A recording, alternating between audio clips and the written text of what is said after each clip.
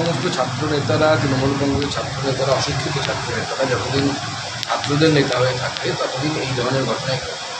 ওই দিনই পরীক্ষা হবে, পরীক্ষা হবে কোন ছাত্র পরিষদের কবে প্রতিষ্ঠা দিবস সেটা দেখে তো কোনো একটি বিশ্ববিদ্যালয়ের পরীক্ষার কর্মসূচি পরিবর্তিত হবে না। যাদের পরীক্ষা দেওয়ার ইচ্ছে তারা পরীক্ষা দিতে আসবে, আর যাদের পরীক্ষা দেওয়ার ইচ্ছে নেই তারা কি পার্টি করবেন, রাজনীতি করবেন। পশ্চিমবঙ্গে এমনি শিক্ষা দীক্ষার যা অবস্থা, বেশিরভাগ ছাত্রছাত্রী পরীক্ষা দিতেই চাই না, এখন ভর্তি তো হচ্ছে না, সব তো বাইরে চলে যাচ্ছে।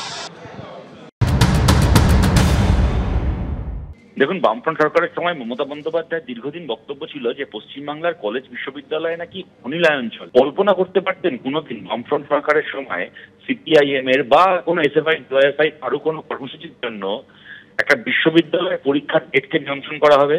এদের টিএমসিপির কারোর সঙ্গে এদের ছাত্র সংগঠন মানে মনোজিৎ মিশ্রের মতো ছাত্র নেতা যারা সহপাঠীকে ধর্ষণ করে, এদের চরিত্র আমাদের জানা আছে। তারা একজন প্রফেসরকে এর আগে মারধর করেছে, সেই দৃশ্য আমরা দেখেছি। এখন একজন ভাইস চ্যান্সেলরকে ডাইনি বলছে। এদের কাছ থেকে এর বেশি আমরা কিছু আশা করি না। কিন্তু এদের একটা মানে বাপনক বার করা কর্তৃত্ববাদ, যে এরা ঠিক করে দিয়েছে মানে ইউনিভার্সিটির পরীক্ষা নেওয়া যাবে না, এরপরে বাংলার মানুষ ঠিক করুন। এদের এই সামাজিক ফ্যাসিবাদকে কদিন আর বাংলায় বরদাস্ত করা যায়? তৃণমূল ছাত্র পরিষদের তরফে কলকাতা বিশ্ববিদ্যালয়ের ভারপ্রাপ্ত উপাচার্যকে এই প্রথম যে আক্রমণ সানানো হচ্ছে এমনটা নয়, এর আগে একাধিকবার আক্রমণ সানানো হয়েছে।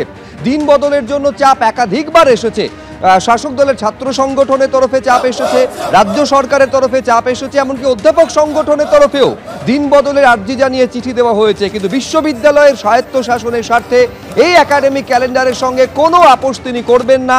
এই স্বায়ত্ত শাসনকে সর্বাগ্রে তিনি রাখবেন, এটা বারে বারে জানিয়ে দিয়েছেন।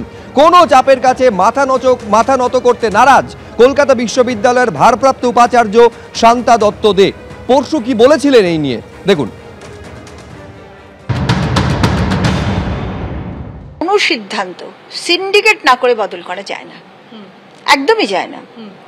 আজকে সিন্ডিকেট হয়ে গিয়েছে, সিদ্ধান্ত হয়ে গেছে, জানিয়ে দেওয়া হয়েছে মাস্টার মশাইদের, অধ্যক্ষদের জানিয়ে দেওয়া হয়েছে, যারা চিঠি দিয়েছিলেন পোর্টালে দেওয়া হয়ে গেছে, কোনো পরিবর্তনের কোনো সম্ভাবনা নেই। কলকাতা বিশ্ববিদ্যালয়ে যিনি উপাচার্য আছেন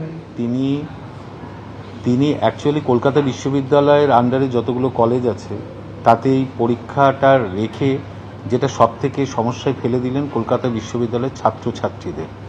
কারণ 28শে আগস্ট বহুদিন ধরে ছাত্র পরিষদের প্রতিষ্ঠা দিবস পালন হচ্ছে, এটা একটা প্রচুর ছাত্রছাত্রী এখানে উপস্থিত হয়। কলকাতা বিশ্ববিদ্যালয়ের এই পরীক্ষার দিনটি ফেলা হয়েছে। আমাদের ছাত্র পরিষদের পক্ষ থেকে অনুরোধ করা হয়েছিল যে আপনি যদি দিনটা একটু চেঞ্জ করেন।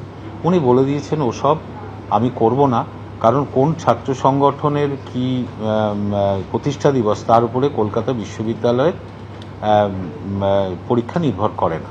আমাদের দেশে তো গণতন্ত্র রয়েছে, বহুদলীয় গণতন্ত্র। আমি বারবারই বলে থাকি, গণতান্ত্রিক দল মানে তার সভা সমাবেশ, এটা বৈধ, এবং সেইগুলোকে মাথায় রেখে সরকারকেও চলতে হয়, আমাদের সরকারি প্রতিষ্ঠানগুলোকেও চলতে হয়।